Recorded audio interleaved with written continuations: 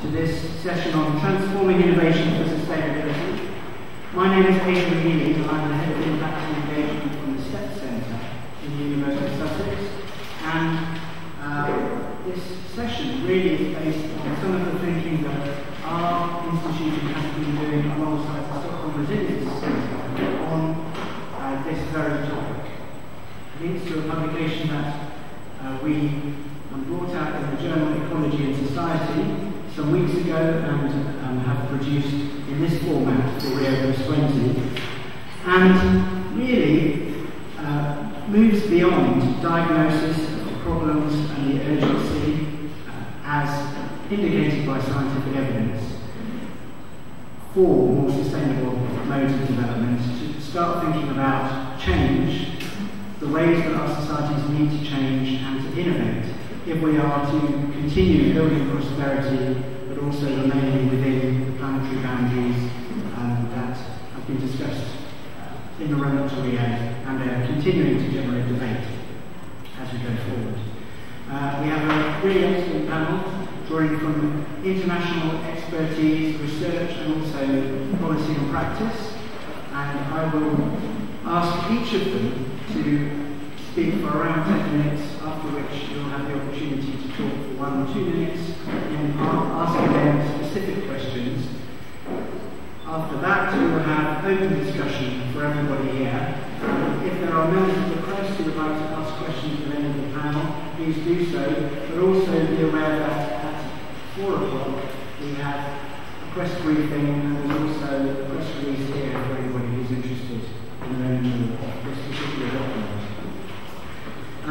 But without further ado, I'd like to hand over to the first speaker, Professor Melissa Leach, who will be introducing the theme, really.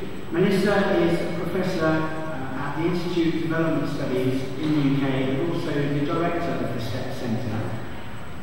She's an anthropologist by training, working mainly in West Africa, and she is going to talk for a few minutes on transforming innovation for sustainability.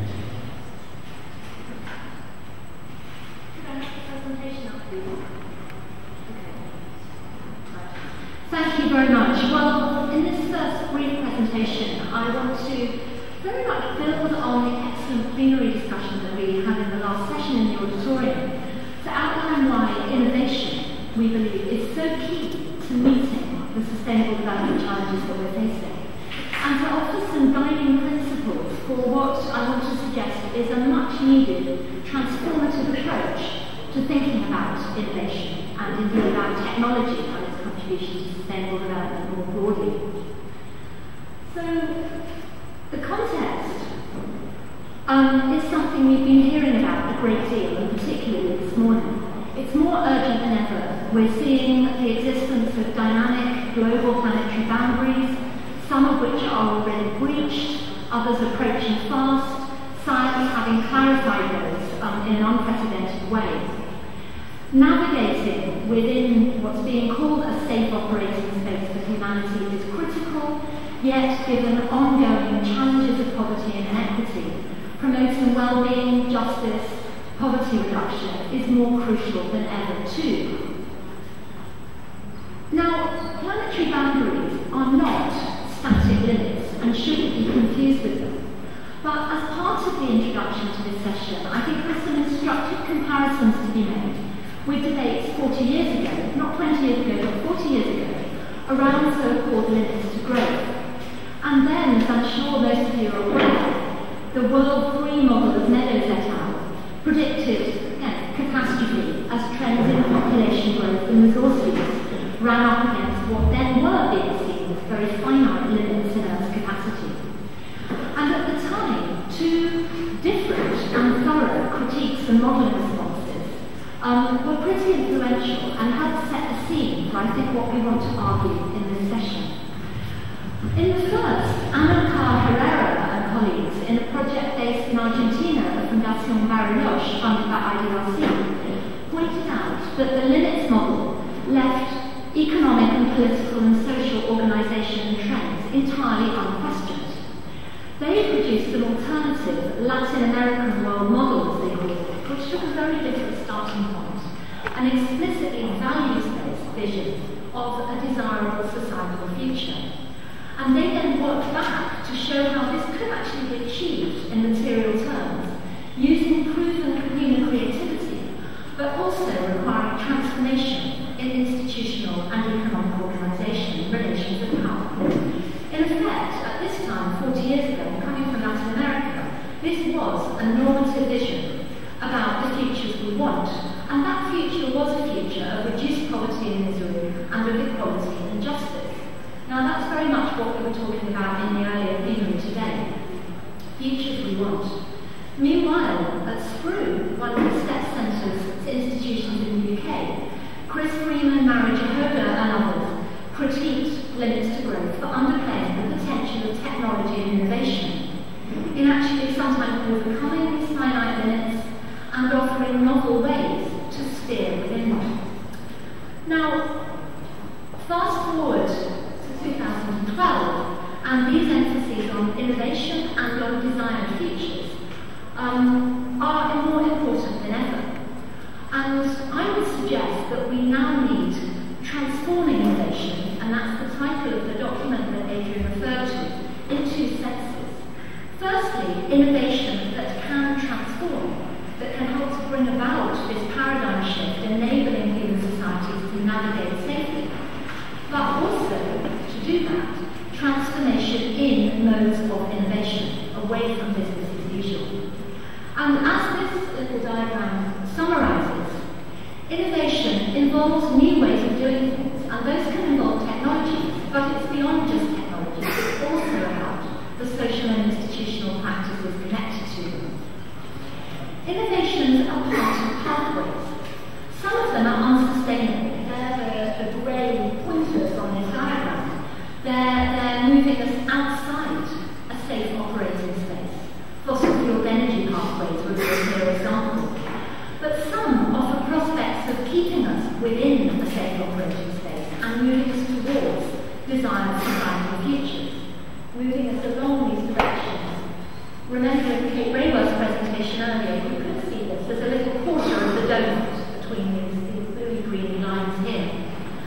But even amongst these pathways and directions, there are many alternatives which have different distributional outcomes. So I'm going to suggest in a minute that we need to transform the way we think about innovation and perform it quite fundamentally to take these 3 Ds of direction, diversity and distribution far more seriously, and I want to elaborate on what that means. But we also need to appreciate another theme that came up this morning, the multi-scale nature of sustainable development challenges. The emphasis on global planetary boundaries and challenges can and often does suggest that the answer for technology lies in large-scale technological fixes, coupled with top-down policy proposals, whereby advanced science and engineering are harnessed towards solutions that can be rolled out at scale, whether in biotechnology to feed 9 billion people through advanced high-yielding crops, for instance, or geoengineering and low-carbon technologies to mitigate climate change. They may have a role, but I think as we've seen over the last couple of decades, such top-down approaches have often missed their mark. And more crucially, they've remained separate from the vast array of innovative grassroots initiatives that have been springing up in farms and forests, in villages and municipalities, in factories and homes across the globe. These are the kinds of local development that were emphasised in Local Agenda 21 in Rio 1992, that Camilla Tormey talked about this morning in local development. They've often flourished. They draw on people's own vibrant forms of knowledge, technology and experimentation. But too often they've remained in the margins. We're now very well aware that we're living in a highly globalised world where challenges are multi-scale, and there's a new urgency to connect these 2 strands of sustainable development, embracing local action, absolutely, in multi-scale approaches. So, in harnessing innovation to meet these multi-scale sustainable development challenges then, we suggest that direction, distribution and diversity, 3Ds, offer some key principles. Why is this? Well, taking direction seriously means clarity on the particular goals driving innovation. Too often we hear arguments that innovation is about growth or progress, but we need to ask what kinds of growth, what kinds of progress? Is it navigating along the kind of compass that we need?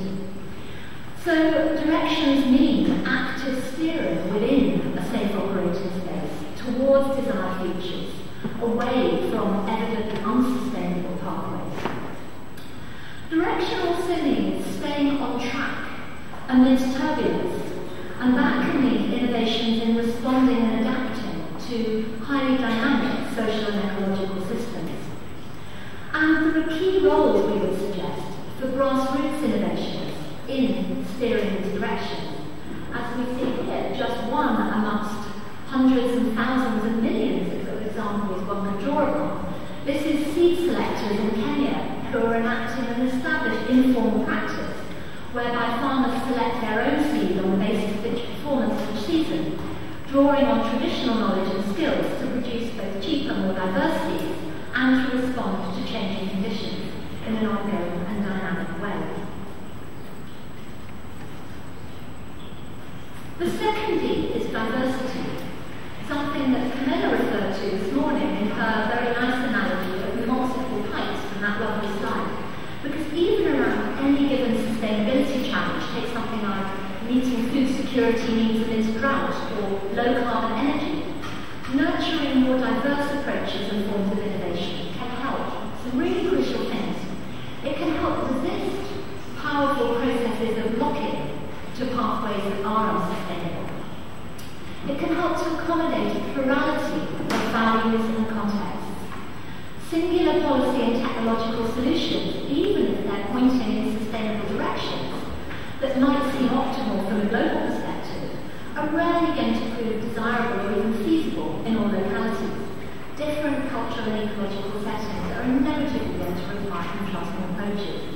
So, for instance, coming back to Kenya, high-tech innovations to enhance maize productivity might well suit certain of the country's better watered, higher agricultural potential ecological zones, but they will fail amidst the social and ecological realities of many of its poorer and drier regions. Diversity also allows us, importantly, to respond to uncertainty in supplies, keeping options open in a way that avoids the risks associated with putting all our eggs in one basket and then finding that that basket has got some holes in it, so we wish we had a whole range of baskets. And finally, diversity also breeds diversity. In a way, one can imagine a multiplication of branching paths whereby diverse innovations foster further innovations, responding again to dynamic contexts. And our third D is distribution, and this is really critical in a world where poverty reduction and social justice must lie at the heart of sustainable development.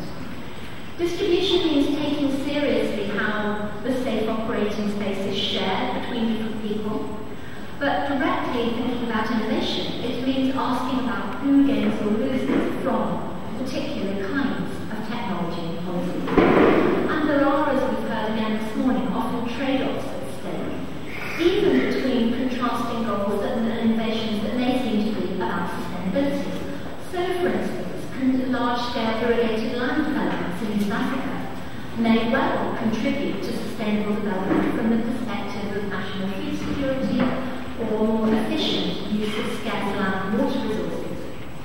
But they also may be locally experienced by women farmers or by pastoralists as land and water grabs that are actually displacing people and undermining their livelihoods in quite fundamental ways. Take something else. In Brazil here, we're seeing a lot of emphasis on hydrodams as a pathway towards sustainable energy, but they raise similar distributional issues. So steering policy and innovation requires keeping distributional issues really centre stage, not just in achieving some kind of trickle down to the grassroots and the poor, but in shaping and thinking about directions. And here again we would suggest grassroots innovations and favouring laws offer particular value more fairly the interests and the perspectives of more marginal groups.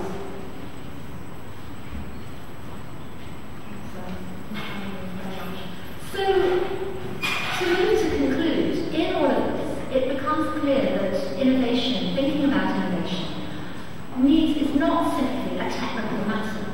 It is fundamentally about socio-political and justice questions to bear, and political questions about how choices are made, what to innovate around, and how to allocate resources in relation to what values. And this kind of 3D analysis and set of principles, we suggest, might be rather helpful as a basis for guiding decision makers as they grapple with this kind of choice and challenge in their own particular settings. And the challenges are many and they're very practical. One could imagine a Kenyan agricultural minister or a Peruvian energy minister, to pick up on some of the examples I've used, considering the 3D implications of allocating scarce resources to different kinds of research, or deciding regulatory policy, or investing in particular kinds of infrastructures. At the same time, though, fostering networks, and particularly bottom-up networks, is going to be crucial in enabling grassroots innovation for some of those that can actually enact these 3Ds in practice to flourish.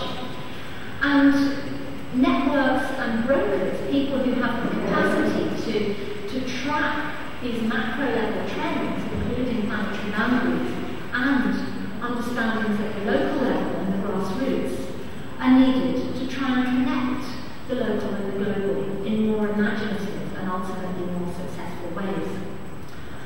But finally, to bring this about, a fourth principle, a fourth D, if you like, is also key. I think we need to think about democratic institutions and processes, which are going to be crucial in a practical way to enable the kind of inclusive debate about the politics of direction and distribution and diversity across multiple scales that will be needed to navigate these sustainability challenges. But to go back to Amilcar Herrera and others and some of the debates that have gone on in Brazil and he and colleagues helped to pioneer since, democratic inclusive debate also carries normative value. It is surely part of the just, egalitarian, inclusive futures that many of us at least want and are trying to struggle for here in the year and beyond. Thank you.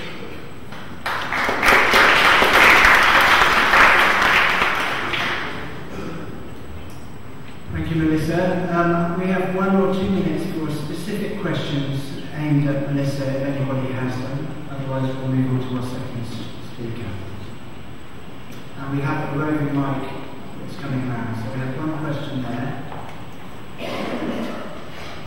I think that will be the only question. My name is Mark Spencer. I'm from the Australian National University. I'm also the Association for Education and Sustainability in Australia. I was really interested in your entire presentation. Thank you for that. And particularly in you talked about the social and political values and how mobilising the 4Ds, the 3Ds, the 3.5, can help to in resource allocation and development of infrastructure and things. I was wondering how can we use education, both informal and formal, to foster or unlock that creative capacity for innovation and sustainability? Because for me, I see a huge potential in education to develop those social values and even that intellectual ability to have innovation starting in the youngest child. I was wondering how you might recommend that we could integrate some of that creative capacity.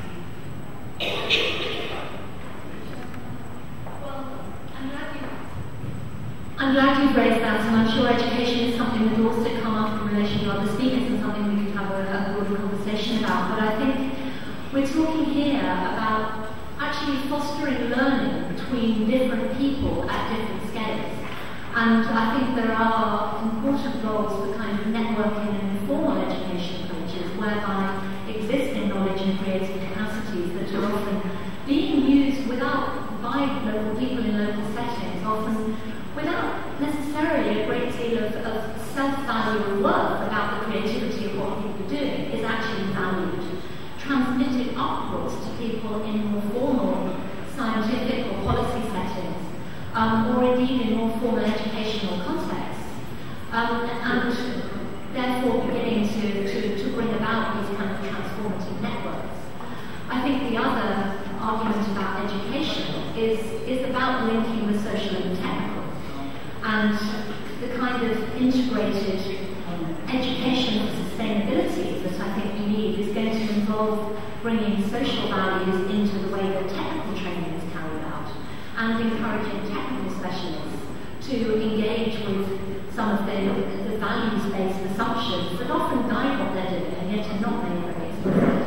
And there are roles there for both more formal programs in universities and going right back to school, as well as the new kinds of transdisciplinary networks and alliance building across these groups.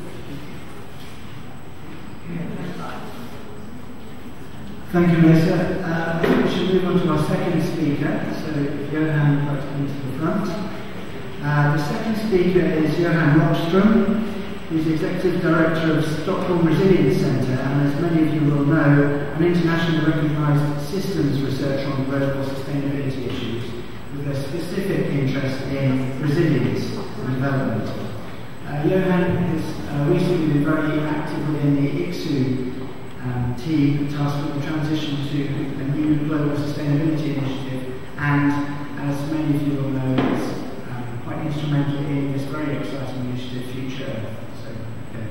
Thanks, Evan. I think I'll stand like this so I see what happens on the screen. And just when setting the stage here, but when we published the Climate Development paper in 2009, we were very clear that was not an operational framework to have change occurring at the local scale. And we were very excited about the opportunity to work together with Melissa and all the calls and steps to connect it with the framework that provides a basis to support transformation and innovation. And the way we framed it in the paper is essentially that the planet boundaries can be connected with the directions part of the 3D. So if you want to have a target where humanity wants to be in 2050, the planetary boundaries provide you with a nice, sort of say, target definition. And we conclude, based on science, that that target cannot be accomplished, or cannot reach that target through incremental change. So we need a transformative journey to be able to meet the safe operating space. And that's where the 3D approach becomes so exciting, because it addresses both distribution, diversity of the strategy, and direction. So what I thought I'd do is just complement this a little bit with a couple of the key evidence behind the story that we provided. And the first one, I think, is clear that I won't walk through how the boundaries look like. I think many of you were probably there this morning. So let me flip this over, but just to say that it is a science-based definition of the biophysical safe operating space. So it says nothing about the social transition that has to occur. But it's the first time that resilience theory is applied at the Earth system scale. So it basically says, well, if the Earth system is a self-regulating system, and it has been in an equilibrium for the past 10,000 years, what will it take for it to remain in that equilibrium? And how far can you push it before it starts tipping over? So that's ecological resilience. But in a transition process to meet the safe operating space, in fact, we're more interested in social resilience. That will be my focus, say, from now on. And what's the evidence then that we need a transformative change? And there's a lot of science here, but I chose to put forward the evidence more from how society is now perceiving the world, the state of the world. And this is normally how the state of the world is portrayed. This is the Lehman Brothers vortex of financial turbulence in the world. A clear example of nonlinear change, where the financial sector collapses and the US puts in thousands, millions of dollars to bail out the banks in 2008. But in 2011, even the economists welcomed humanity to the Anthropocene. And what we're seeing evidence is that these two are now interacting, that social and ecological turbulence interact at the regional scale. There's, for example, increasing empirical evidence that even the Arab Spring, which of course was pushed very positively by a new generation of digitally connected youth, not only socially connected, but also under 30, 40 years of repressive rule. But the empirical evidence shows that the growth of phosphorus prices, pushed by oil prices, and export bans from Russia due to forest fires on staple foods, export bans in Australia due to droughts in Australia, pushed up food prices so high that it may have contributed to get the Arab Spring to scale. And there's scientific literature to show that these are now examples of interactions. And the economists portray this in a very British understated way by saying that when reality is changing faster than theory suggests it should, a certain amount of nervousness is a reasonable response. Which is a way of saying, exactly what Lisa pointed out, that to navigate the Anthropocene and to navigate transitions and direction, we need to also apply precaution, apply principles of uncertainty and risk. Okay, so that's the only thing I'll say about the biophysical side and the turbulence in the world. Now, often we portray crisis as only being very negative starting point for any kind of change. But if you look at the history of humanity, you will find that crises are often actually the very windows of opportunity. We are now at a United Nations Earth Summit, and we've been, as I say, living with the difficulties of tweaking a little teeny bit of this negotiations occurring here at the Rio Centre. But it's good to remember, I think, that the UN agencies we have learned to know were established basically over 4 months in 1946. So after the big crisis, Second World War, the world was suddenly, there was a window to establish essentially everything we know today when it comes to institutions of collaboration in the world, the IMF, the American institutions, etc. So crises are clearly windows of opportunity. And if you recognize that, there's a lot of research indicating, and this is just one way of framing that if a society during periods of calm, stable conditions invests thoroughly enough in diversity, both social and ecological, in knowledge, in institution, you can prepare societies and basically have the innovation plans on your shelf that when a crisis occurs and opens a window, you can navigate the transition towards a new state. But if you're not investing in preparing societies to change, when the window opens, you will not be able to grasp it. And there are a number of empirical cases today, 3 are just put at the top here, where this has occurred already today. The Great Barrier Reef in Australia, under the pressure of climate change, unsustainable tourism, fishing, particularly eutrophication from unstable land use, led the Australian government, based on analysis from science showing the risk that Australia may be jeopardizing this treasure of tourism, particularly in Australia, to totally transform its governance of the Great Barrier Reef. So today the Great Barrier Reef, as you may be aware, is set under very, very large protected areas in a way that was unthinkable just a couple of years back. The coastal zone management of Costa Rica, Chile, which I'll go through in a slide next. The third case here is actually a swamp area south of Sweden, which was perceived as being, a helpless case of urban degradation, was through innovative entrepreneurs shifted into a transformation, which is today the best example in Sweden of protected areas and habitats of biodiversity. So again, a crisis opening an opportunity. And the Chile case of fisheries is quite interesting because here you have the fish catches in black dots, and the letter A is the coup d'etat in 1972, leading to a regime which just propelled overfishing and unsustainable use of freshwater resources. But then you have the big transition into democracy, introducing democracy, and the letter B here is when we have the first elections, opening up an opportunity. And since then, because the science was there and communities were ready to move into small-scale sustainable fisheries, you have a totally changed regime towards sustainable fisheries. So using a social crisis as an ecological opportunity. And I think that is that's right.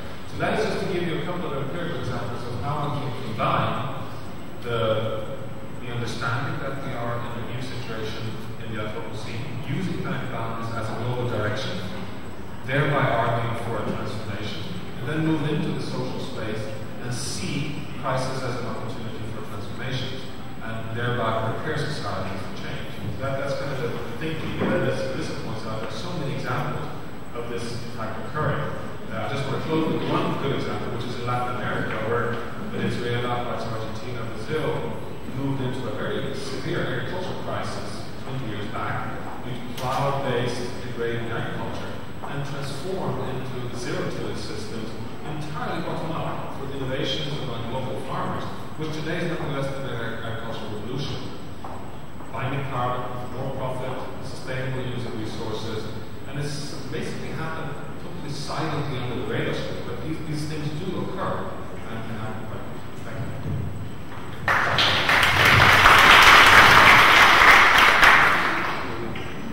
Johan, thanks very much for that. Over to the audience for any urgent questions specifically targeted at Johan.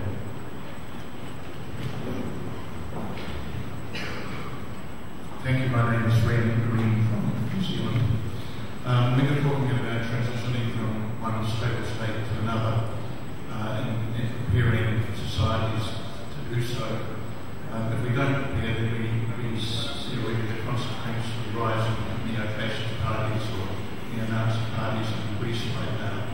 So I think there's a real major challenge and it's an urgent one. But the challenge, I think, Johan, is to think about how we move, given the scale of the transition that's needed, and whether or not we have the institutions that are capable of holding that dialogue and that debate that can actually help societies move from where they are now to their future state, whichever it may be, but at least give them some options. So Michael's thoughts on the ability of current institutions to help that transition or managing that transition, and if we don't have them, what can we do about it?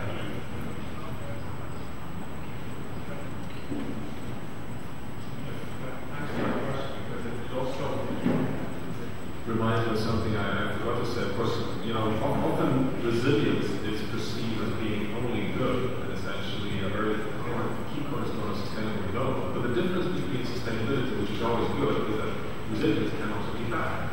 And in many cases, there's evidence to suggest that the institutional inertia we see today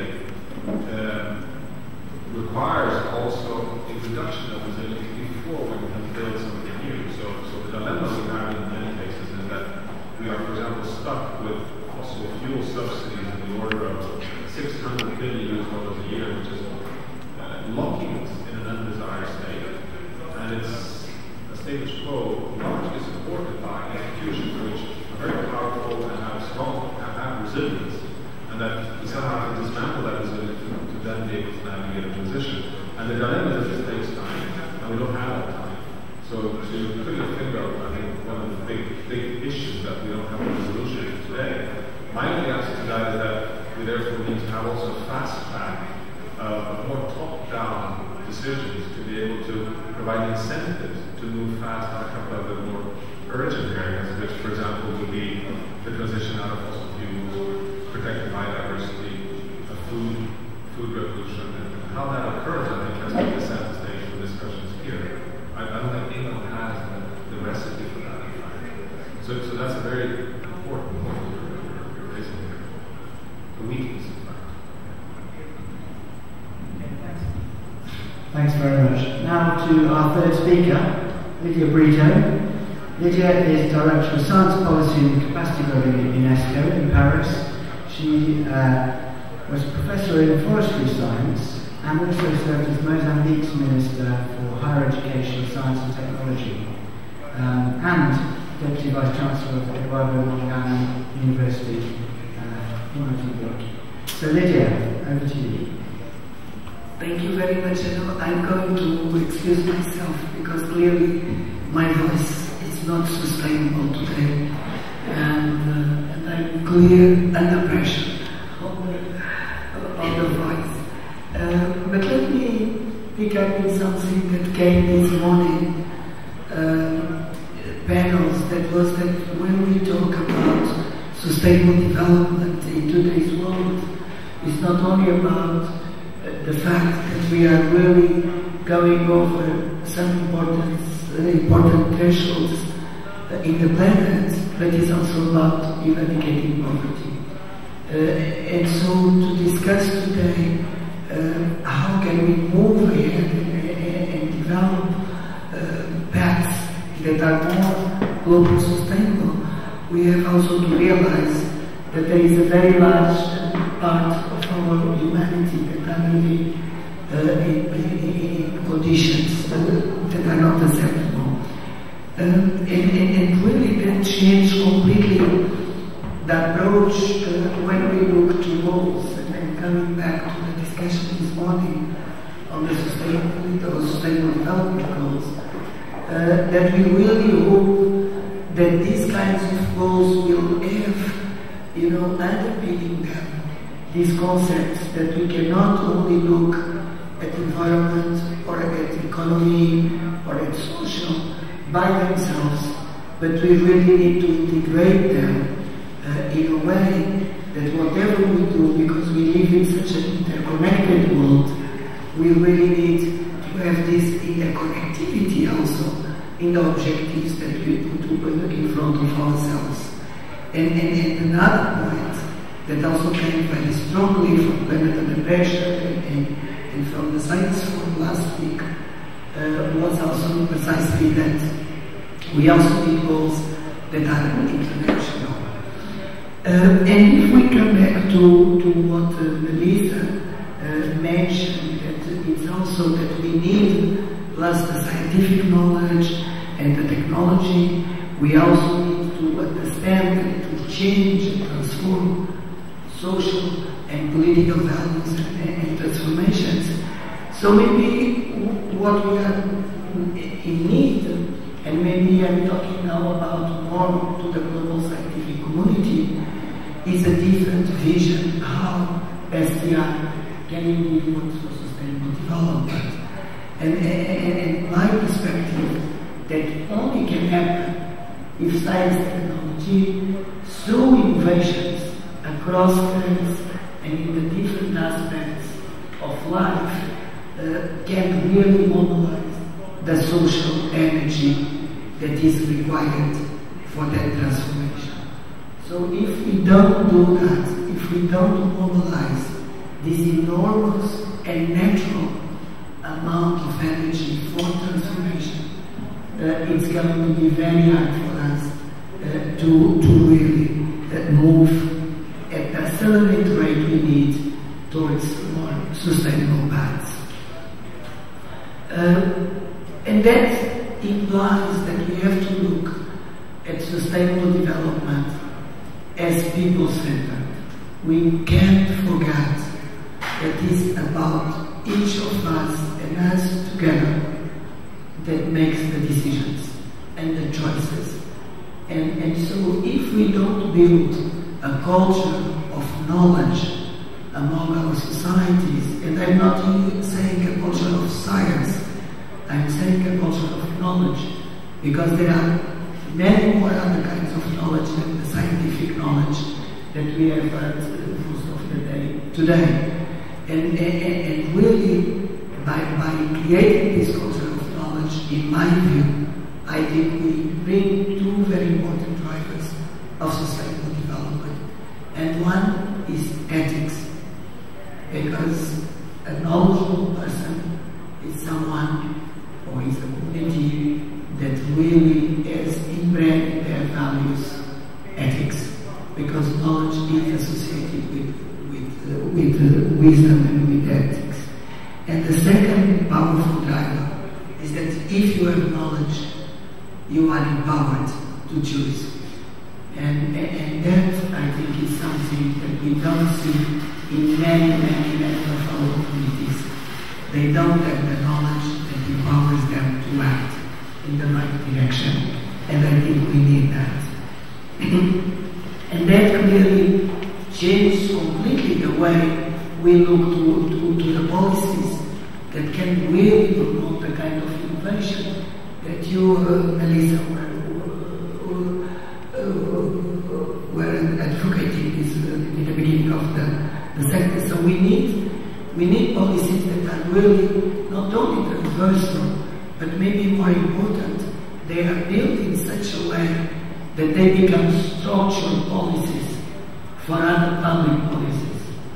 If the scientific policies that we have and the innovation policies that we have in our country, they will in our countries, in our regions, if they don't build the knowledge, the critical mass, the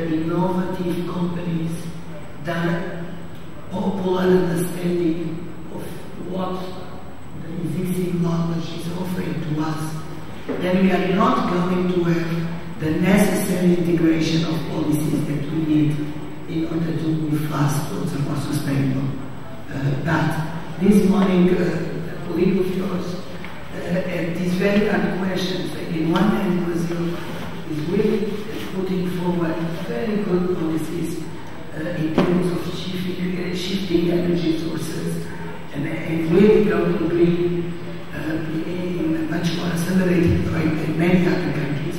But at the same time, you have policies that promote the buying and the use of cars. And there are no constraints about what kind of cars such a financial mechanism is supporting. So if science policies and innovation policies don't become these structural kind of policies, the other policies will go out, which in one direction or another. Maybe my message to you today is that the way I see the beauty of working in science policies and innovation is that it's the kind of policy that can mobilize the integration and mobilize this energy, this social energy that forces the rest of the framework to work. I think we have been very shy on the policy, the SDI policy arena, to really recognize the enormous potential of this policy to go on that. And why is it? Because I think there are three major characteristics of a good public science policy, and I'm including innovation on that. The first one, and going back to this question of education, any good SDI policy is really about quality education. It's about transforming mentalities and visions. It's ability to transform those visions in reality, in action. That's quality education. It's about building the scientific and the technical capacity to really make those actions beneficial for all. And it's also about building conviction and commitment for sustainable development. So clearly education is a very, very important component. The second one is the policies themselves. They do have to interact. They do have to interact with other sector policies in order to guarantee that whatever scientific solutions, technical solutions are being promoted, they are really in line to really the more core development issues that the country or the region faces. And finally, the third one, it's the networking. A good science policy builds into networking. And networks of scientists, networks of researchers, institutes, but maybe most importantly, the network of research or scientific institutions with their own societies. And a good science policy forces those centers of excellence, those networks of excellence, really to be embedded in their communities. And if we want grassroots innovations to happen and to flourish, this has to happen. Because it's about people again, and it's people that innovate.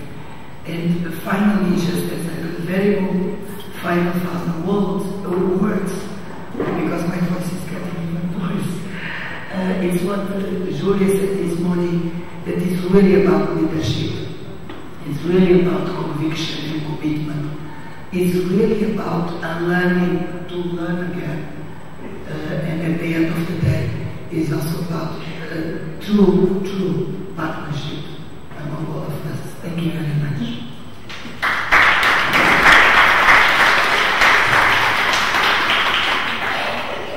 Thank you, Lydia. We've got time for one question. Okay, so despite your voice very clear, that's very good. Thanks also for talking a bit about Brazil. Moving on to discussions around Brazil. The next speaker we're very lucky to have is Falco Arbix, President of the Brazilian Innovation Agency, FINEP, who is not only President of that agency, but also was elected President of the Ibero-American Committee of Innovation last year. is a professor at the Department of Sociology at the University of Sao Paulo, and also a member of the National Council of Science and Technology. Thanks very much. Hi everybody. Thanks for the invitation. I was supposed to give you briefly a picture about the recent innovation trajectory in Brazil, and I'll offer you 3 simple ideas. They are simple, theoretical.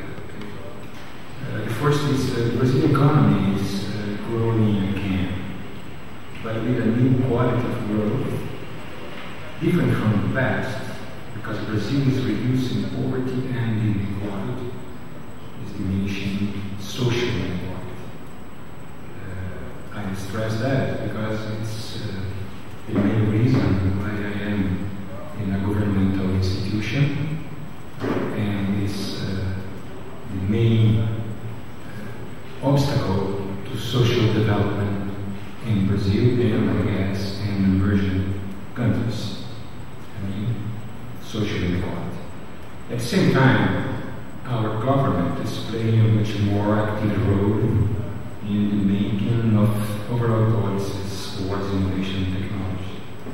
That's what I call, there is in Brazil, a new state activism, which is very distinct from the past, from the old developmentalist state, because Brazil is an open society, has an open economy, and the state is no longer very controlled and dirigist as it used to be. At the same time, there are strong efforts to overcome previous science and technology policies in Brazil by fostering innovation as an engine of growth. And I think, I'm sure, there is room to execute a much more balanced and focused environmental policy based on sustainability, because we are not working exclusively with a market-driven economy, but we do have much more balanced relation between public and private sector. Second, although we have big challenges ahead, for the first time, I guess, Brazil can aspire to be a global power in energy, food supply, and environment. Here we have a very strong point, and debatable one. I mean, pre-salt oil, the new discoveries, offers new opportunities for Brazil, at the same time offers very strong dangers. I'm not talking about money, but I'm talking about the opportunity to transform the entire Brazilian research agenda. As you may know, oil is a commodity, but drilling, exploring, extracting oil from deep sea water has nothing to do with a commodity. It has to do with higher performance physics, new materials, nuclear, nanotechnology, seismology, software. And I'm talking about the new frontier of engineering. I'm talking about challenges similar to the ones the US faced through the Apollo program to send a man to the moon. The difference is that our moon nowadays is underneath the sea. Every university, every research center is challenged to develop new engineering techniques, new technologies to reach deep oil in Brazil. We know we are aiming the entire moon, with its dark side included, because oil, as you know, is a big issue in terms of pollution. But I think that we can do better than we are able to do nowadays. And we can explore oil from deep sea waters with new technologies and use the huge reservoirs to support our people, to diminish inequalities, to diminish poverty, and at the same time to launch science and technology forward. That's why the institution I am honored to run nowadays, FINEP, we are investing in result technologies, and it is our main goal and our main area of investment. And at the same time, we are totally aware that to succeed in facing this challenge, Brazil must improve the quality of its education in general and elevate the level of our university research and R&D in Brazilian companies and Brazilian enterprise. The third idea is Brazil needs to accelerate towards an innovation-friendly economy to facilitate private investment in technology. As you know, Brazilian companies in general, they show mediocre figures of investment in innovation. And I think that we improved a lot over the past 5 or 10 years. There are new bodies, new institutions dedicated to innovation, but the companies are not clear in the spotlight. There is a lack of human resources, mainly in engineering, and we have a poor seed and venture capital. But things are changing. Just to give you an idea, we launched last year a new program together with the National Development Bank, IIED, a new program dedicated to the second generation of ethanol. And the program was designed to work with 1 billion reais, I mean $500 million. And surprise, we received a new demand from companies of about 15 billion reais. I mean almost $80 billion. I'm talking about credit to innovation. I'm not talking about grants or economics prevention. I'm talking about credit. I mean, there is a new movement, there's a new wave in the Brazilian companies that they are investing for the first time in technology. And they are investing heavily. And we have been caught by surprise, you know, because if we go back 10 or 15 years, we had only few public institutions, like the University of São Paulo, the University of Campinas, the Federal of Rio de Janeiro, that were public institutions dedicated to public research on ethanol. And now, in 2012, we had more than 500 private institutions dedicated to R&D in ethanol, second generation of ethanol. It's a huge jump ahead, and we cannot despise that advancement. Second, over the past 5 years, FINEP supported around 500 green technology projects, totalizing 4.3 billion reais. I mean, more than $2 billion invested straight in green technologies, whatever the concept you may find out with dealing with green technologies.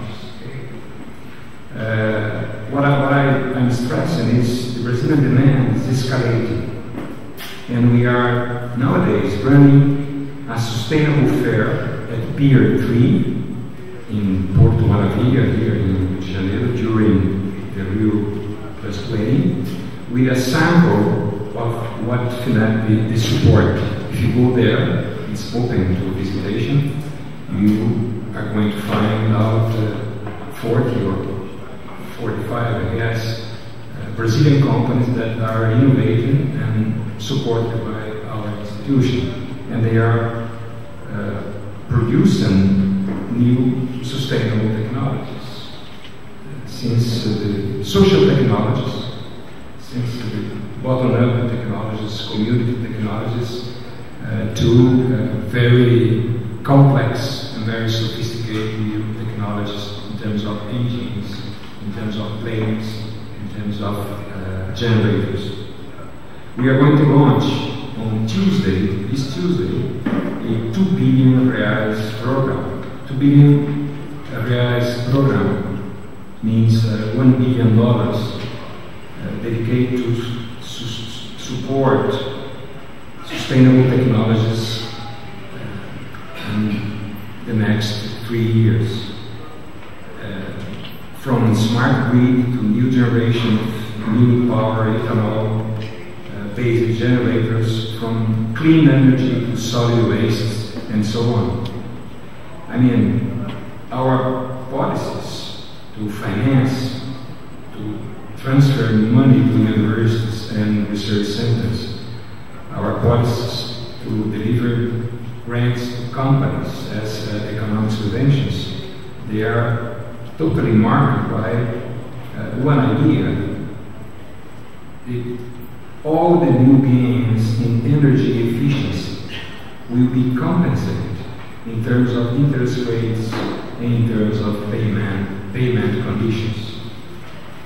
That's why I think that I just gave you a sample of what we are doing, and I think that Brazil can aspire at being a global power environment without being naive.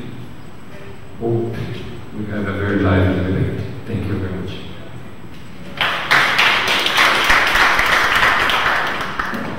Thank you very much for that.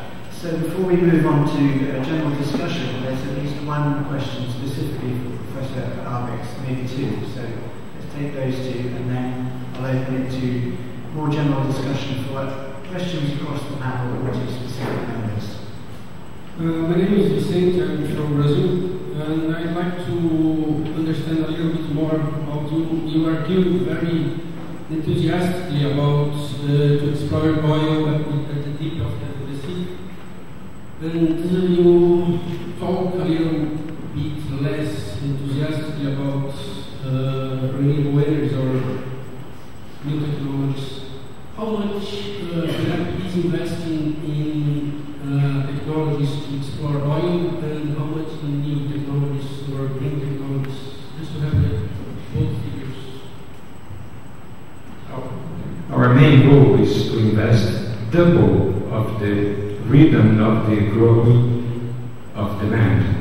I mean, there is a very small demand in eolic and in photovoltaic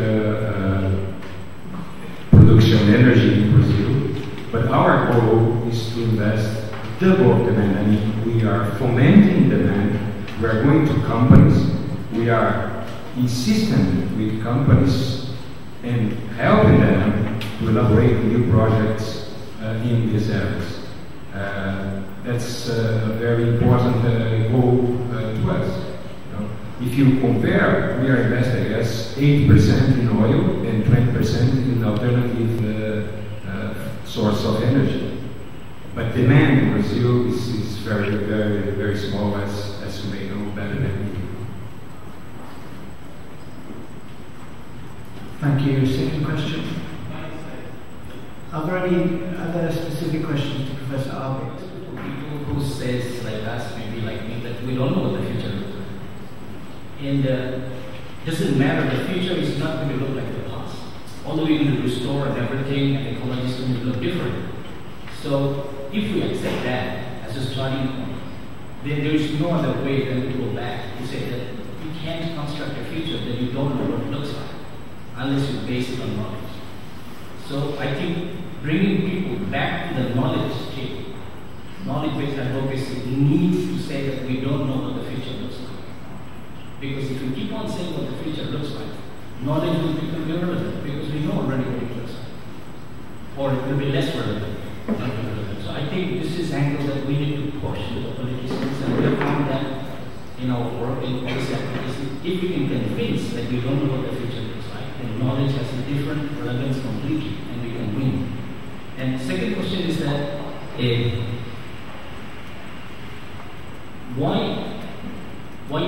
Why are you not using the assessment of science and technology for development that was done very strenuously all over the last 4 years, IIED, where we came to the biodiversity as one of the very strong factors to say that the business as usual in agricultural development with the science and technology that we have will not respond to the biodiversity needs, and we need to change that. And why IIED is so absent in all these discussions? I mean, if you can throw that light on.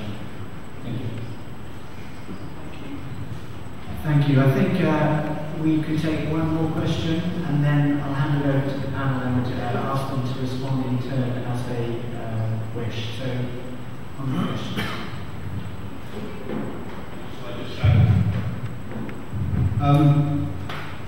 I'm very interested in this linking together or articulating and improving dialogue between grassroots innovation and more formal innovation institutions. And I just wondered where intellectual property sits with that in context to perhaps more open source and shared forms of knowledge, and how that might play out. Okay, so three questions there. The first one really about recognition that we don't know what the future holds, and within that context, the fact that knowledge takes on a different agency, a different relevance. Second question about the international assessment of agricultural knowledge, science and technology for development, and the implications of that for innovation, I guess. And then the third one about linking grassroots and more formal forms of science and technology-based innovation and the role of intellectual property alongside other forms of intellectual property protections, or patents alongside other innovative approaches. I'll ask each of the panelists to respond in the same order that they spoke. So first, turning to Melissa. Thank you. Well, good questions. This first one about lack of knowledge of the future. I would argue that the context we're talking about inevitably throw up uncertainties and actually real indeterminacies about the future, as well as another kind of indeterminacy, ambiguity about why the kinds of futures which might emerge and how they might matter in different ways to different people. You're absolutely right that that makes knowledge look rather different. It means knowledge has to be more contingent, it has to be more humble. We also have to keep open plural modes of understanding, because different opinions and assessments of those futures do count. We actually need to have a more plural approach to knowledge. And we need to have kinds of knowledge in play which are about horizon scanning, about scenario building that keep alternative kinds of scenarios open. And I think there are a role in that, both for natural science approaches, but also for some interesting engagements with some of the social science approaches, which have looked quite hard at some of these questions of uncertainty and what one does about it. And the other sort of transformation that requires is a different relationship between knowledge and policy. Especially if we don't know what the future holds, then one absolutely can't have a view which says, okay, science says this, and this means policymakers should do that in a very direct and linear way. We also need to recognise that science can offer a set of possible options, a set of sort of almost plural, offering a set of plural and contingent suggestions into policy. If this happens, then that. If this happens, then that. The IISTD is interesting in that respect, and I'm glad you brought it up, because on the one hand, you could see it as being one of a number of global assessments of the world scene that have emerged in recent years, in which one could group together the IPCC, the process on biodiversity, and a whole range of others. And there are limits to the kind of knowledge that they produce, because they tend to be quite unitary, quite top-down, they're quite global in scope, and there are interesting questions about how different sorts of knowledge, including local knowledge, get into those processes. But the IISTD was quite interesting because it tried very explicitly to link global and local and to generate a much more inclusive process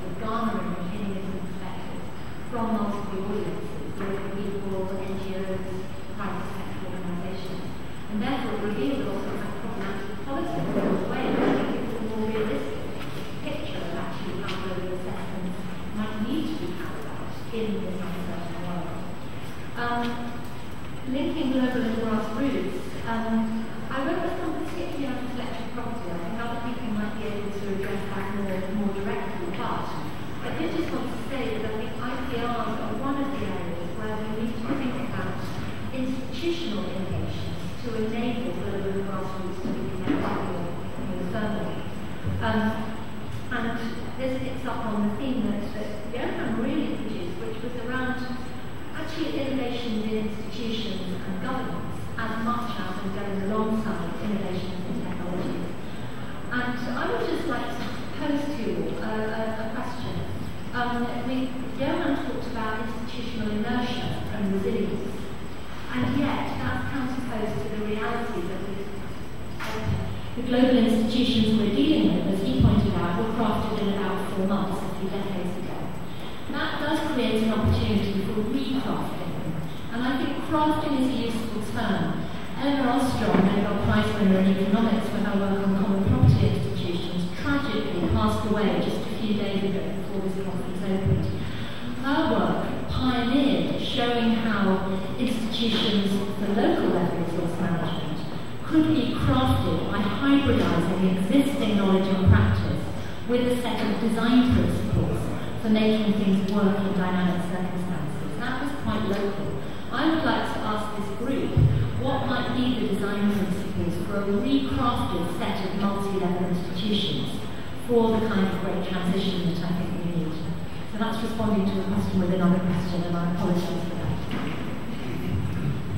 So just to compliment this, I fully agree with the uncertainty of the future. At the same time, I think one has to separate what we know with relatively high degree of certainty and what we do not know. And I think it's important, which I feel is not really taken seriously, is that when you combine the known social and environmental challenges we face, the momentum of changing the world is almost mind-boggling. I mean, just to give you one number example, we today emit 9 gigatons of carbon per year. 9 units. Okay, and science shows that we basically need to reduce emissions by 80-90%. In fact, to put it simply, we need a carbon-free world in 2050. So in 40 years' time, we need to transition to a carbon-free world, and it will only give us a 70% chance to stay at 2 degrees. And 2 degrees has very little uncertainty. That's a very dangerous threshold. We know empirically, and when we go beyond 2 degrees, with very little uncertainty, it really hits societies and nature. Okay, so we need to do that transition. Well, it means we need to emit largely 0 units by 2050. How many people will we be in 2050? We know, basically as a given, we'll be 9 billion people. Okay, so even if each individual on Earth would go from what Melissa and I know today, probably 15 tons to 1 ton, let's assume we just do a transition to 1 ton, and we share that equitably among all 9 billion people, that multiplies to what? 9 billion. So even if we did a transition to a totally just and fair distribution of an emission that neither Melissa and I could ever achieve today, we would still in 2050 emit the same as today. So we're in a fix, we're in a social environmental fix of a proportion that is not even on the agenda in this meeting. And you can take any statistic of that kind. I mean, the IIED shows we need to increase food production by 70% just to eradicate hunger by 2050. 70% is an agricultural revolution. Well, what kind of revolution is that? Given that we already have one revolution that has taken us to a large extent in the wrong direction when it comes to some of the environmental challenges. So these are knowns, these are known, facts is a hard word, but it's almost known facts. So the unknown is the journey. So what's the journey to take us to a future where we can solve these challenges? And we don't know the degree of technological breakthroughs. But one thing I think we know with relatively high degree of certainty is that, there's no just a blueprint somewhere. I think there's a lot of evidence to suggest that technology will be part of it, but lifestyle changes will have to be a major part of it as well. And that is, in a way, in my mind, part of the known. So it would be nice in a way to take your advice and start applying what are the knowns and what are the unknowns, and then start working with those unknowns. I'm one of those who also feel that the IIED is a gold mine of knowledge which should be used more profoundly, and I agree with the business moment here. And IPR, if we're in a situation where, as pointed out earlier, that so many countries need to move simultaneously in a new direction, how could we do that if we don't have an IPR agreement that basically is an open access strategy? Somehow we need very rapid transfer. the drama is if you end up in a situation where the remaining obsolete fossil fuel providing energy systems are adopted largely by the most poor countries, where the world's richer countries now transition thanks to cheap energy into a renewable energy future, and then you end up with the same kind of dichotomized world in 2050 as today, because we're kind of leaving nations behind. So somehow we need to open up that door in a very strategic way, and that is also another one of those areas where we're not making progress.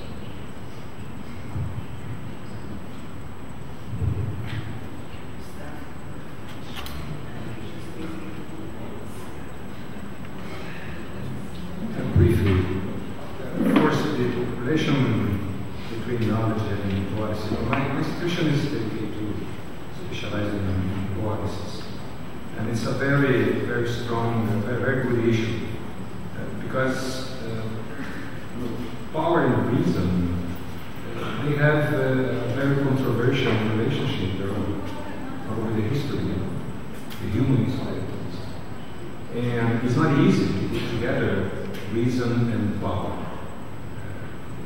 Politics orient governments according to different logics, and knowledge creation follows different pathways, and put them together is difficult, and I guess happens from time to time. I think that the dangerous situation of our planet put all governments and knowledge creators under a strong pressure to find out solutions, to contemplate this kind of marriage between power and knowledge. I guess dialogue is the only way to find out a sort of solutions to that strong different points. In my institution, in financial, we face that kind of challenge every day. We have new companies, new projects trying to give solutions to very primary problems, and they are very good projects, but at the same time they spend much more energy in creating new solutions than if you leave things the way they are. And we need to be very smart, very attentive, to refuse, to reject, or to accept different projects. It's not easy, and I think that we are not prepared sometimes to make that choice. It's not easy. I came from academia. I'm a professor, and when you face very strong needs, budgetary needs, political needs, climate needs, I deal with needs every minute of my life since I left that. It's a very different world than when we are inside a classroom. Very different. And I think that it's good to feel free to think about that kind of relation between knowledge and policy. But I think that both of them, governments and the universities and academia in general, or scientists, they need to work together. That's the main point. Second, linking global and grassroots. It's a second big issue because in Brazil we developed new policies towards the poor, focus on the poor people, and we helped putting more than 40 million people over the poverty line. That means one Argentina, we put over the poverty line in Brazil. It's not that easy. It's very difficult. But at the same time, those people they are a source of new initiatives in terms of environment, in terms of sustainability. It's true. But at the same time, those people, they are eager to consume. No? And the only thing that I'm sure could not happen, but although that it always do, is to blame poor people that now are claimed to be in the middle class and say with a finger, point to them, stop consuming. I think that it would be easier for us, traditionally middle class people, to say that. But it's very difficult to say to millions of people from India, from China, from Brazil, from everywhere in the world, and to say stop consuming. And in Brazil, there are some people that dare to point their finger and say that I think they are wrong. But it's a very economy and society is a very contradictory field. That's the point, because you have new people, new initiatives, and they shed light and open new pathways to build a new fair world. But at the same time, in spending money, the money they didn't have, now they do have. They are created in a very strong contradiction. And it's very difficult to deal with that. I finish without any solution. Lydia, would you like to give a solution? Comment on the first question. I think that we put all the knowledge we have to the disposition of people taking decision making towards sustainability, including the scientists themselves. There are a lot of things that are going on. There is a lot of knowledge that is not yet captured fully, even by the scientific community, and uncertainties that we are living and are going to see more and more only makes more sense that the wiser we are, the better we can cope to the very hard and difficult question and decisions that have to be taken. So the fact that we have a better understanding of where we are, although, as Juan pointed out, many times not knowing after the threshold what really is going to happen, I think it's a very strong tool to convince society and governments and companies really to innovate towards a more sustainable way. We didn't raise the issue of the private sector, and maybe it's a little bit related to your question of how more formal innovation gets into connection with grassroots. And I think it's amazing to see how some large companies are really looking for innovations, including in grassroots environments, to really push the necessary knowledge that you need to go for a more sustainable process. But it's, for me, it's still a very difficult process. And you can see the case of India, where there is so much grassroots innovation taking place, but to scale it up, to make it available outside that localized, it's difficult, and I think that's why your director or the director of IIED spoke about localized development, because in many ways there is grassroots innovation that can only happen there and not really elsewhere. And so I think there is a lot to learn in that respect. Thank you very much. Well, lots of ideas, innovation, technology find themselves within the negotiating text at the moment in interesting ways.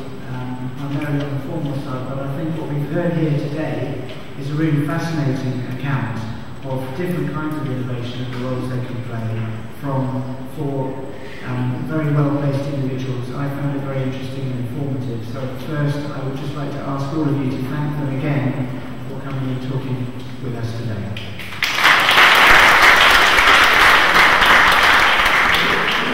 And before everyone else stands up, just two announcements. One from the STEP Centre, that we have copies of this document available at the door, so please help yourselves to one. And then the other announcements I have from the organisers. First, all sessions in the programme that are listed under room L154 are now in the room K102. And then the second note is please check their exhibition stalls. Thanks very much for coming, everybody.